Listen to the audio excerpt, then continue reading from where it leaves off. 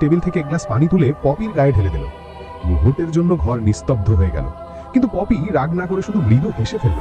তারপর তাহের আরেক গ্লাস পানি নিয়ে নিজের গায়েও ঢেলে দিল, যেন হঠাৎ কোনো শিশুর মতো উচ্ছ্বাসে ভরে উঠল। ভিজা কাপড়ে ভেজা হাসিতে সে তার নববধূর হাত ধরল আর ঘরের ভেতর ধীরে ধীরে নাচতে শুরু করলো। এখন পপির গর্ভে 8 মাসের সন্তান, তবু এই অবস্থাতেও তাহেরের বাবা মা নিজের ছেলেকে বোঝাতে লাগলেন, তুমি এখন ভালো হয়ে গেছো, তোমার উচিত হবে আবার নতুন করে বিয়ে করা, ভালো ঘরের মেয়েকে ঘরে আনা। ও মাই ডার্লিং, তুমি এত মন খারাপ করে আছো কেন? আমি তোমাকে অনেক ভালোবাসি সোনা, আই লাভ ইউ জান। শিউলির কথা শেষ হতেই যা ঘটল তাতে সে স্তম্ভিত হয়ে গেল। টেবিলের উপর রাখা এক জগ পানি হঠাৎ তুলে তাই ঢেলে দিল। গ্রামের সবার পরিচিত সম্ভ্রান্ত এক পরিবার, করিম মোল্লার পরিবার। তাদের একমাত্র ছেলে তাহের, কিন্তু জন্ম থেকেই তার মাথা নষ্ট। তাহের সারাদিনে নানা রকম পাগলামি করে, কখনো উঠোনে বসে গাছের সাথে কথা বলে, কখনো আবার টেবিলে থাকা পানির জগ তুলে নিজের মাথায় পানি ঢেলে হাসে। মা বাবা চুপচাপ তাকিয়ে থাকে, বুকের ভেতর তাদের হাহাকার। তার এইসব পাগলামের জন্য তাকে একটি ঘরে বন্দি করে রাখা হয়। চিকিৎসা হলো অনেক, কবিরাজের কাছেও নিয়ে গেছিল করিম মোল্লা, কিন্তু কিছুতেই কিছু সে ভালো হয় না। ডাক্তার বলল ওর মগজে কোনো সমস্যা না, হয়তো অন্য কিছু। একদিন বিকেলে গ্রামের এক দরবেশ এলেন। তুমি তোমার ছেলের চিকিৎসা যত করো না কেন, ও ভালো হবে না, ওর ভাগ্যে একটা বাধা আছে। মা কাঁদতে কাঁদতে বললেন, বাবা আমার ছেলেটাকে বাঁচাও, আপনি যা বলবেন তাই করব। দরবেশ শান্ত গলায় বললেন, তোমার ছেলের বিয়ে দিতে হবে এমন এক মেয়ের সাথে যে নিচু জাতের, মেথরের মেয়ে। হাজি মোল্লা আর তার স্ত্রী দুজনেই চমকে উঠলেন, কি বলছেন বাবা, আমাদের বংশে মেথরের মেয়ে? দরবেশ শুধু মৃদু হেসে বললেন, তোমার ছেলের ভালো জীবন চাও, তবে অহংকার ত্যাগ করো। এই কথা বলে তিনি চলে গেলেন। তাহেরের মা সেদিন রাতে কান্নায় ভেঙে পড়লেন। শেষমেশ তাহেরের মা বলল, দরবেশ বাবার কথা যদি সত্যি হয় তবে মেথরের মেয়ের সাথে বিয়ে দাও তাহেরের বাবা। পরদিন কাদের মোল্লা পাশের গ্রামে, যেখানে মেথর পাড়াটা আছে, সেখানে গিয়ে দেখা পেলেন এক সুন্দর মেয়ে, নাম পপি। গায়ের রং ফর্সা হলেও মুখে অদ্ভুত মায়া, চোখে ভয় কিন্তু ভেতরে লজ্জা আর নম্রতা। তাহেরের মা বাবা যখন পপির বিয়ের প্রস্তাব নিয়ে তাদের কুড়ে ঘরে গেলেন, তখন পপির বাবা প্রথমে এক দীর্ঘশ্বাস ফেলে বলল, বাপু আমরা তো নিচু বংশের মানুষ, আপনাদের মতো সম্ভ্রান্ত ঘরে আমাদের মেয়েকে দেওয়া কি ঠিক হবে? আপনাদের মতো পর্দা করে চলতে জানে না, হেসে খেলে এ পাড়া থেকে ও পাড়া ঘুরে বেড়াতে পছন্দ করে, নদীতে গোসল করে, নেচে গিয়ে আনন্দ করে জীবনযাপন করতে অভ্যস্ত। আপনাদের নিয়ম কানুন ও মানবে তো? পপির মা ও পাশে বসে মাথা নিচু করে বলল, আমার মেয়ে বড় সোজা সরল বাপু, কখনো বড় লোকের ঘরে দৌড় গোড়ায়ও যায়নি, ওর মুখে যা আসে তাই বলে দেয়, পর্দারীতির খবর তেমন জানে না। এ নিয়ে যদি আপনাদের লজ্জা হয় তবে। তাহেরের মা তাড়াতাড়ি হাত বাড়িয়ে বললেন, না বোন, এসব নিয়ে আমাদের কোনো আপত্তি নেই, আমার ছেলেটা যদি তোমার মেয়ের সাথে থেকে একটু শান্তি পায় সেটাই আমাদের জন্য সবচেয়ে বড় সুখ, তোমার মেয়ে আমাদের ঘরে এলে সে রানী হবে। তাহেরের বাবা মায়ের কথা শুনে পপির বাবা মায়ের মনে যেন একরকম স্বস্তির হাওয়া বইল, মুখে হাসি ফুটে উঠল তাদের। পপির মা মৃদু কণ্ঠে মেয়েকে ডাকলেন, পপি মা এসো, বাবা মাকে সালাম করো। তারপর একটু থেমে স্নেহভরে বললেন, তুমি বলো মা, তোমার কোনো মতামত আছে? 18 বছরের পপি কি বা বলবে, সে তো এখনো নিজের স্বপ্নের জগতে বেঁচে আছে। চোখ বন্ধ করতেই তার মনে ভেসে উঠল সেই স্বপ্নের পুরুষ, যাকে ঘিরে তার হৃদয়ে অজানা আনন্দের ঢেউ উঠছে। ঠোঁটে এক ফোঁটা মিষ্টি হাসি খেলে গেল। সবাই বুঝে গেল পপি রাজি, তারাও রাজি, কারণ তারা ভাবল আমাদের মেয়ে যদি বড়লোকের ঘরে যায় সে হবে রানীর মতো। বিয়েটা হয়ে গেল একেবারে নিঃশব্দে, না ছিল কোনো শোরগোল, না বাজলো কোনো সানাই বা গানের সুর। কেবল কাবিন পড়া আর দোয়ার মাধ্যমে সম্পন্ন হলো তাদের বন্ধন। কিন্তু বিয়ের রাত থেকেই তাহেরের আচরণে এক ধরনের অদ্ভুত পাগলামি দেখা গেল। প্রথমে কিছুই বুঝতে পারছিল না পপি, কিভাবে এমন আচরণ করছে তার নতুন স্বামী। তবুও পপি বুদ্ধিমতী মেয়ে, বলল, যাই হোক সে আমার স্বামী, তাকে আমি ভালোবাসবো, সামলে নেব, যেমন করেই হোক। ঠিক তখনই তাহের হঠাৎ টেবিল থেকে এক গ্লাস পানি তুলে পপির গায়ে ঢেলে দিল। মুহূর্তের জন্য ঘর নিস্তব্ধ হয়ে গেল, কিন্তু পপি রাগ না করে শুধু মৃদু হেসে ফেলল। তারপর তাহের আরেক গ্লাস পানি নিয়ে নিজের গায়েও ঢেলে দিল, যেন হঠাৎ কোনো শিশুর মতো উচ্ছ্বাসে ভরে উঠল। ভিজা কাপড়ে ভেজা হাসিতে সে তার নববধূর হাত ধরল আর ঘরের ভেতর ধীরে ধীরে নাচতে শুরু করলো। পপিও অবাক হয়ে তাকালো একবার, তারপর সেই হাসির সুরে নিজেও মিশে গেল। মুহূর্তেই ঘর ভর্তি হয়ে উঠল এক অদ্ভুত ভালোবাসার উষ্ণতা, পাগলামির মাঝেও এক অনাবিল মায়া। তাহের হাসলো, কিন্তু এবার হাসিটা অন্যরকম, যেন স্বাভাবিক। সেই রাতেই সে প্রথমবার পপির মুখের দিকে তাকিয়ে বলল, তুমি এসেছো তাই মনে হয় মাথার ভেতরটা ঠান্ডা লাগছে। পপি চুপ করে হাসলো, সে জানতো না তার হাসি কারো জীবনের ঔষধ হবে। সারা রাত তাহের কখনো হাসছে, কখনো নাচছে, আবার কখনো পপির মুখে মমতার স্পর্শ রেখে চুপচাপ তাকিয়ে থাকছে।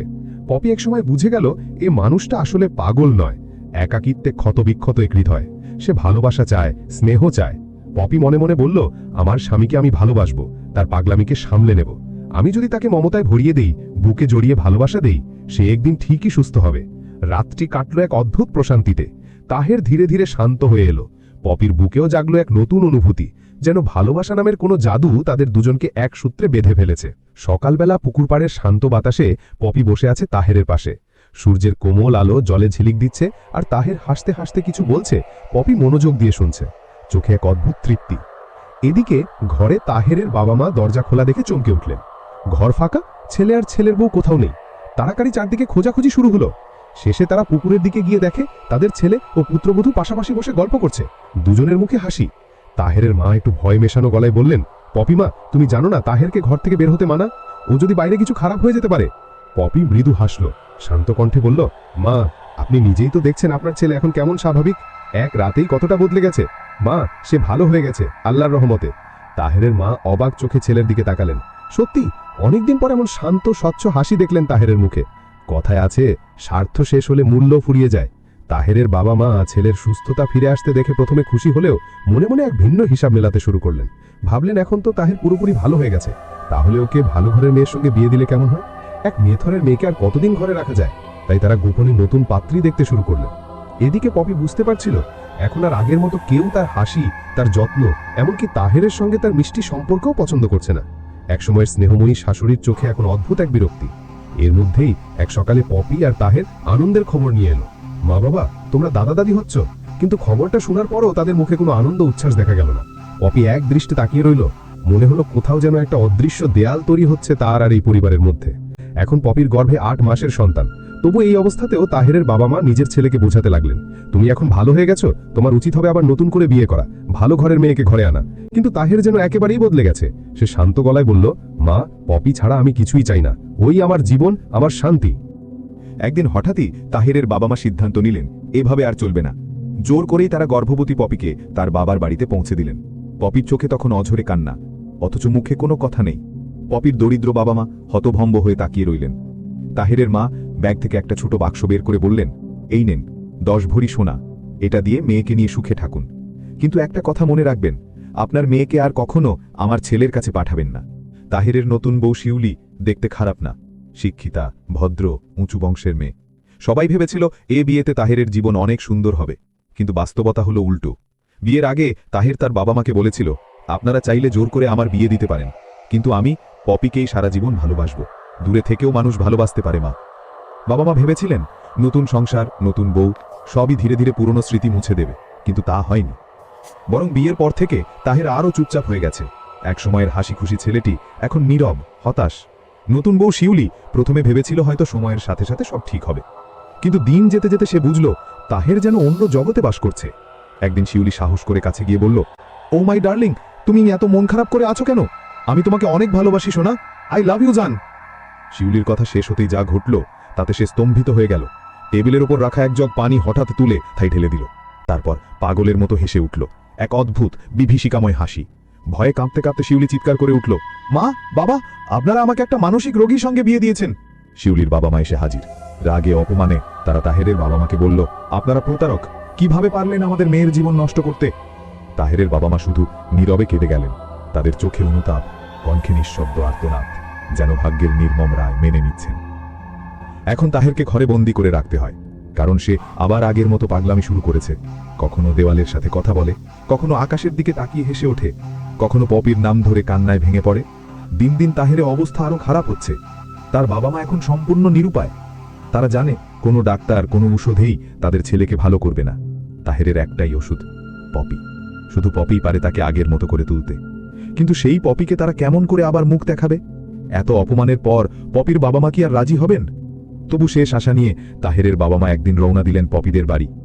বাড়িতে ঢুকেই তারা দেখলেন উঠোনে একটি ছোট দোলনা দুলছে। দোলনায় ঘুমিয়ে আছে এক শিশু। পাশে বসে ধীরে ধীরে দোল দিচ্ছে পপি। চোখে মমতা, মুখে মাতৃত্বের আলো। তাহেরের বাবা মার চোখ ভিজে উঠল। তারা বুঝলেন এই শিশু তাহেরেরই রক্ত মাংস, তাদেরই নাতি। পপি অবাক হয়ে উঠল, আতঙ্কিত গলায় জিজ্ঞেস করল, আমার তাহেরের কি কিছু হয়েছে? তাহেরের মা কেঁপে ওঠা কণ্ঠে বললেন, মা, সে আবার অসুস্থ হয়ে পড়েছে, এখন একদম পাগলের মতো হয়ে গেছে, তোমাকে জরুরিভাবে যেতে হবে। পপির বাবা মুখ ভার করে বললেন, দেখুন, আপনারা কি আবার আমার মেয়েকে অপমানের মুখে ফেলতে চান? তাহেরের বাবা মা কান্নায় ভেঙে পড়লেন। বললেন, আমাদের মতো অকৃতজ্ঞ মানুষের ক্ষমা নেই, তবু আমাদের একবার ক্ষমা করুন। আমরা দোষী, কিন্তু আমাদের ছেলেটা মরতে বসেছে। তাহেরের মা কাপা হতে দোলনা থেকে শিশুটিকে কোলে তুলে নিলেন, চোখে অশ্রু, মুখে মমতা, যেন আশার আলো খুঁজে পেলেন নাতির মুখে। পপি তখন দৃঢ় কণ্ঠে বলল, বাবা, আমি যাই। আমার তাহের আমার জান, সে একা কষ্টে আছে, আমি চুপ করে বসে থাকতে পারি না, ওকে বাঁচাতেই হবে। এই কথা বলে পপি শিশুটিকে বুকে নিয়ে চুপচাপ তাকিয়ে রইল দূরে, যেখানে তার ভালোবাসার মানুষ তাহের অপেক্ষা করছে।